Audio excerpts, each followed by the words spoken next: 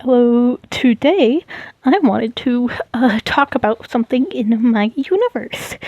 Not the lore of what has happened, not the Cyclopean War, not how gods came to be, but powers. I know it may sound weird. Powers, oh my god, we all know what those are. Flying, teleportation, blah blah blah. But not exactly. Because I'm not talking about, like, the powers that Cyclops have. Because that is biologically within them. That didn't just get added. It's been within them for thousands of years. It is literally a part of their biology. I'm talking about powers that, were just thrown onto somebody. Or even better, they were born with that nobody else of them has had. And I'm going to start off with demigods. Yippee. Now, I know what you're asking. What is the difference between a demigod and a god? Multiple, actually. So first off, gods are immortal, but they can't be knocked down from their status. So, like, let's say, the god of what? Let's say that Dionysus existed in Lysandra. Okay, wild idea. I'm not entirely sure if he does, or if there's a variant of him there, but let's say he did. And then he did something crazy like replace the world's water with wine or something. He could be knocked down because he is a fully grown god just doing something crappy. And here's a fun fact. There's a hierarchy. Gods are not at the top. Angels and devils are. Because here's a fun fact. Actually, it might not be fun, it's more or less serious and important. Sandra was not created by gods. Sandra was created by angels and devils, because you cannot have good without bad, yin without yang, or life without death, blah blah blah. So, they were like, screw it, we're gonna make this cool world, blah blah blah. So they did. But then they watched what these little mortals did, and saw that some of them were doing good, and others were doing bad, and they were like, we need something, or somebody, or some group of beings to watch over these guys, because we got other stuff to do. We got celestial stuff to do. So then they created gods. And well, yes, angels and devils are willing to be humble enough to consider themselves lower than gods. In the hierarchy, they are above gods, because, they created them. So, got that out of the way. Demigods are the child of gods. It's not like a god just picks up a mortal, gives them godly powers, and it's like, alright, bye, I'm off to go do some crap. It's literally the child of a god, which is awesome. It's cool. It's funky. And most importantly, it allows there to be trauma. And, powers, blah blah. So, one of my characters, a child, Pib, is the demigod of the goddess of greed, Ishna. Now, gods are a little funky with their gender, because, like, god of fertility, gonna be, like, a girl. Oh, it's a seahorse, so it's gonna be a guy. But overall, it's gonna be a gal, because, womanhood. Yay. And, like, god of manhood. Literally in the name, my dude. Man. But what about the god of knowledge? Guy or gal? How about non-binary pal? Or what about the god of, I don't know, god of death? Could be a guy. We all call the Grim Reaper a he. But that would make it seem that only guys get killed by the Grim Reaper. We could have a gal Grim Reaper, but now we're having the same problem. Seems like only gals get killed by the gal Grim Reaper. And so thus, it. Not the movie, that's what it is. Oh no, look, it's the Grim Reaper. You better run away from it, blah blah blah. Stuff like that. And the way that God can choose what their next god in line shall be, because the only really reason that demigods exist is it's a backup plan. Because, let's say, the god of knowledge, Solna, they screw up. They give this guy too much knowledge. He starts spreading all this knowledge around, and there'll be chaos. Luckily, she has a backup plan. Bada bing, bada boom. Yippee. Or let's say Sona's like, alright, I am done. I am ready to retire. I'm gonna go chill out on Lysandra for a few years and then die peacefully. Boom, back up. That way there's no vacuum and nobody's going insane. 10 out of 10. Let's take Ishina the God of Greed and Pib. Pib is a non-binary pal. Not by choice. They are 5 years old. I don't think they even know what gender is or what anything is. They just like frogs. They're a small child. Now, you might think, oh, Ishina the God of Greed had many children because she's the God of Greed. She's gonna fail. Blah blah blah. Nah, she only had one kid. Here's why. Clout. I know this may sound weird, but gods do have little clout circles. And I know this. Pib was born like years after Solna had her child, Marie. And if you recognize that name, you've been following my stuff. Probably. I don't know if I've made a post about her yet. But Marie is the demigod, aka the child of the god of knowledge, Solna, which is awesome. 10 out of 10. Marie is also the fiance of Ella, a literal mortal. But we're not going to talk about that yet. That is for another video, and probably for episode 4 of my show. Either 4 or 5, haven't decided yet. But anyway, so, Solna has a kid goes out, lives happy life, and Ishna's like, man, I really, really want some of that. I have a child clout. And of course, around this time, video games were popular. And this is where the powers come in.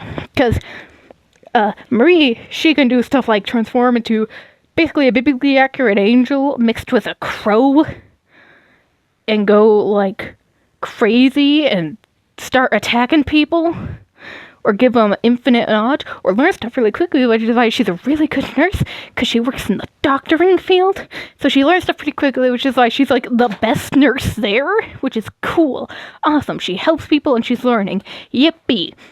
But Ishna was like, people like video games. I'm just gonna give my child video game powers. And as they level up, they get more stuff. Wow, this is sure to be popular and not backfire in any way. It backfired in multiple ways. First off, Pip don't have no voice. At least, I don't plan for them to have one until they're at level 10, aka 10 years old. Which sucks for them. Now, you might be asking, but how do people know what they're saying? You know how an Undertale little text box appears at the bottom? Yeah, it's basically that. In real life, just kind of appears from them and people rate it. It's pretty cool.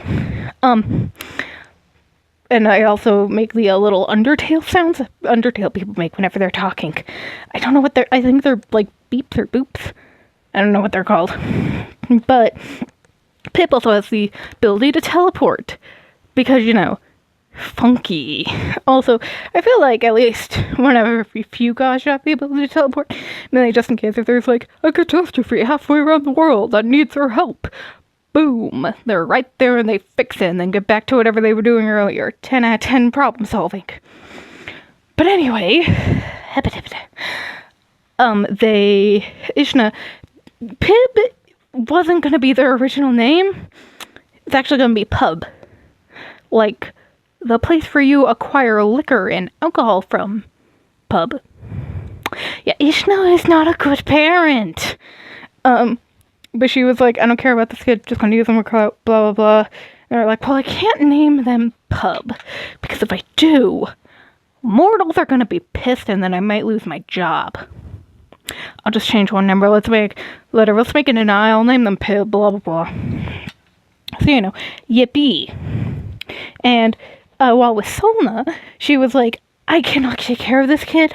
I have too much knowledge built up. I don't want to, give my child too much knowledge, blah, blah, blah, blah, blah. She was like, okay, I'm just going to take Marie and basically give it to a family that can't have kids. 10 out of 10. Ishna was like, alright, kid's 4 years old. Lost their clout purposes. I'm going to stick him in an abandoned building. So, yippee. But yeah, so eventually Ella finds some blah, blah, blah, families, But also, I really want to make sure this is like seen without saying it in episode 1. Not gonna say how I say it without saying it, because that would be spoilers. But Pib has the ability to change the world around them within a certain vicinity. So you know how in comics, when a person sees somebody that catches their attention, there will be like those little like lines in front of their eyes or head showing that they see that? Pip can do that in real life, just kind of like make them appear. Like if you look like you recognize something, poof, they're there. And they're physical, you can touch them. But they can also change themselves in how they look. Like, let's say Pip wants to wear a fancy hat, but they don't have a fancy hat. Boom, magic, they have fancy hat. 10 out of 10. And this is like obviously referencing how video game characters, their avatars can like go from having no hat to a hat. Ta-da!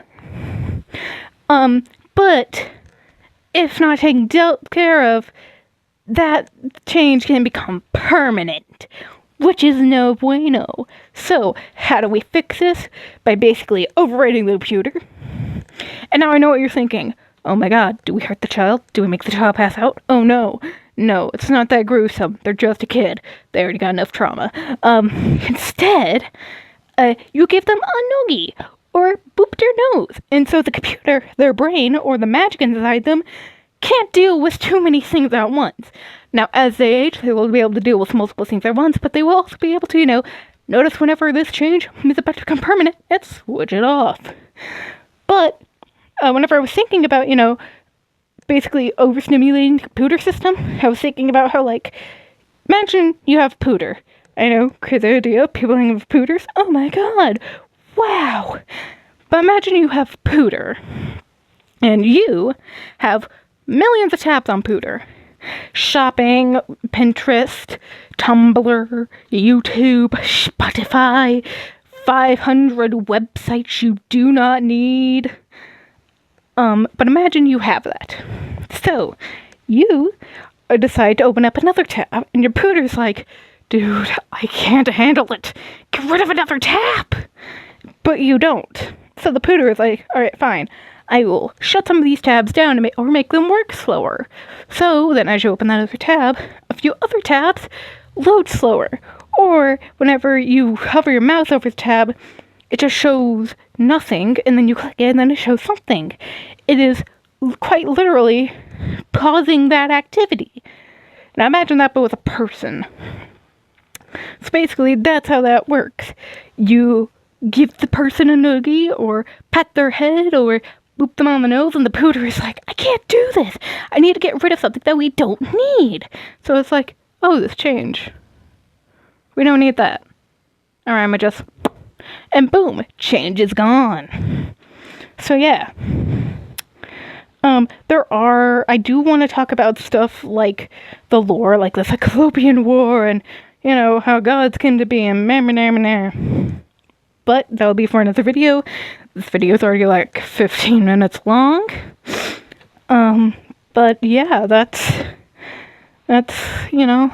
powers and whatnot. Probably in another video I'll talk about biological things like seeing into the future, super strength, or water bending, or hydrokinesis, or whatever. But for now, that is powers that demigods have. So yeah. Bye-bye. Stay warm. Stay safe. I burped. And don't let the bedbugs bite, because as I am recording this, it is dark out. So yeah, some of y'all not be in bed, so don't let the bedbugs bite. Bye-bye. Subscribe, please.